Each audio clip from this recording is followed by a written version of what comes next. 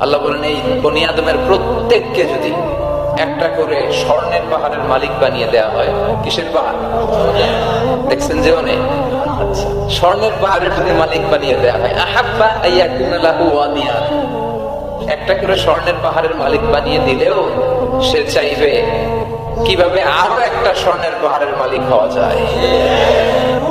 আচ্ছা, একটু বুঝে শুনে উত্তর করবেন। একটা স্বর্ণের পাহাড়ের মালিক যদি আমি হই, শুধু আমি কেন, আমার 14 পুরুষ এটাকে বিক্রি করে খেলেও শেষ করতে পারবো? তোমার আরেকটা লাগবে কেন?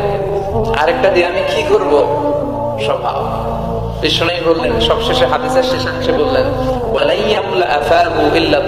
কবরের মাটি ছাড়া কোনো কিছুই মানুষের এই জিহ্বাটাকে থামাতে পারবে না। চিৎকার করে বলেন ঠিক কিনা? জন্য যার আছে বেশি ও চাই বেশি, এই ডিমান্ডটা একটু কমাতে হবে, আল্লাহর কাছে শুকরিয়া করতে হবে। অর্থের প্রয়োজন আছে, কিন্তু এটা হৃদয়